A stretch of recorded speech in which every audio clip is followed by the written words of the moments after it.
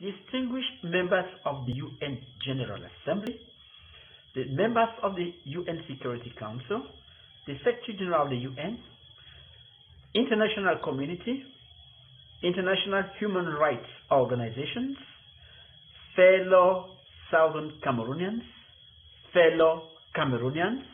ladies and gentlemen.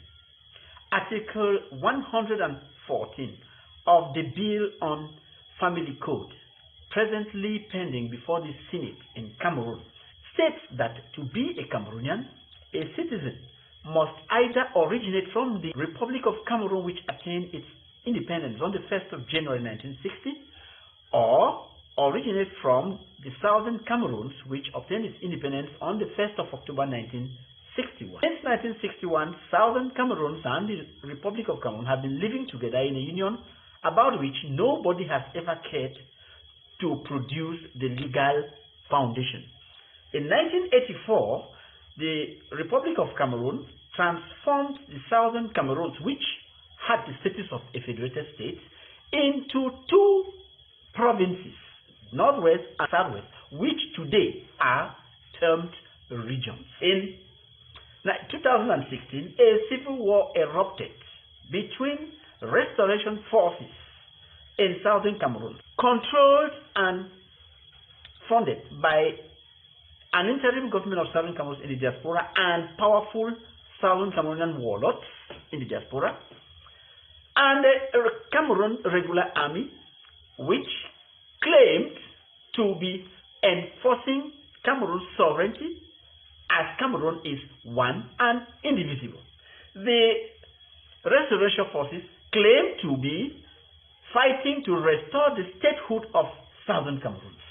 In the face of this civil war, a huge humanitarian calamity has ensured, with well over 500 villages burnt down, about 50,000 citizens either dead or missing, and well about 1 million Southern Cameroonians displaced as refugees scattered over Nigeria, in Southern Cameroonian bushes, in all countries in Africa, even in Europe, South America, and the United States, which just repatriated 81 of them. United Nations, the US, the European Union have time without number called on the government of Cameroon to address the root causes of this problem. But this government has maintained a deaf ear to those calls. Therefore, it's seeking a solution to this crisis to address the root causes of this crisis. Was there reunification in 1961 or annexation of Southern Cameroon by the Republic of Cameroon?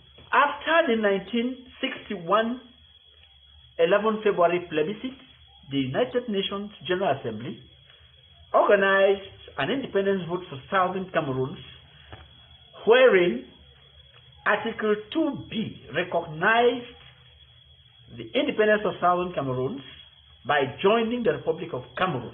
And Article 5 prescribed that the government of Southern Cameroon, the administering authority, Great Britain, and the Republic of Cameroon should come together as a matter of urgency before the 1st of October 1961 to agree as to how the parties were going to implement their agreed policies.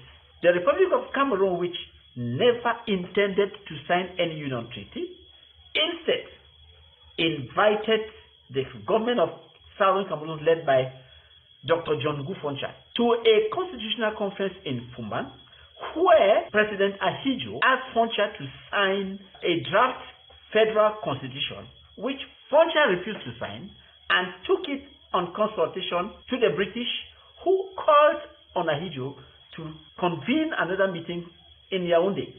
Thus, the Yaoundé Constitutional Conference, which ended in a deadlock, saw the British tell Amadou Ahidjo that the parties could not talk about a constitution when the Union Treaty had not been signed. While they were in Yaoundé, in the month of August, Ahidjo sent his draft constitution to his own parliament, the Parliament of the Republic of Cameroon, as a constitutional amendment, passed as the Federal Constitution of 1st September 1961, which Ahidjo promulgated into law on the 1st of September 1961, and on that same day marched his troops into southern Cameroon. Thus, southern Cameroon, which was the first African state to have a democratically elected government in history, found itself being sandwiched by a country that was required under Article 5 of Resolution 1608 to sign a union treaty as to how they were going to live together.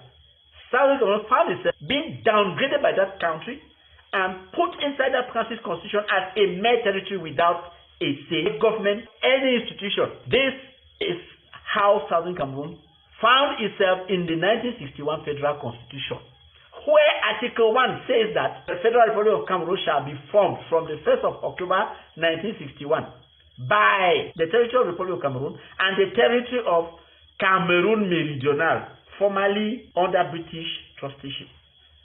Cameroon Meridional simply means the southern part of Cameroon.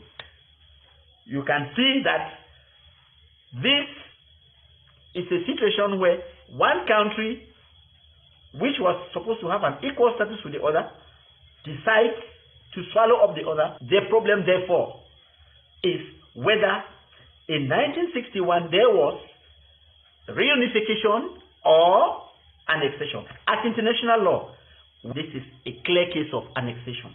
Nobody can talk about reunification because there is no document signed by Southern Cameroon to the effect that they agreed to enter the Federal Republic in a constitution solely drafted by the Republic of Cameroon. The international community has been surprisingly silent in front of this humanitarian calamity.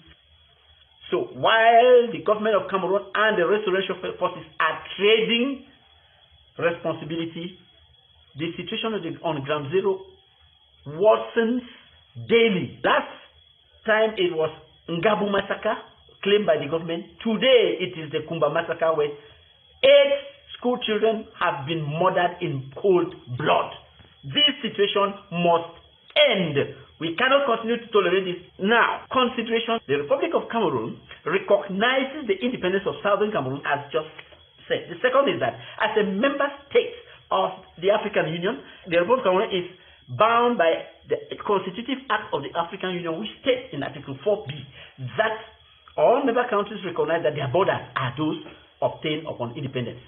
Again, as a member state of the UN, the Republic of Cameroon knows that its boundary is that which was obtained in 1960 when it got independence. So it is senseless and baseless for that war to continue when it is clear that the Republic of Cameroon has no right to sovereignty over Southern Cameroon, which has never given them such a right. Now, what is the way forward? In the present situation, the Republic of Cameroon and the representation of Southern Cameroon will be brought before internationally supervised negotiation table to sign the Union Treaty, which they ought to have signed in 1961.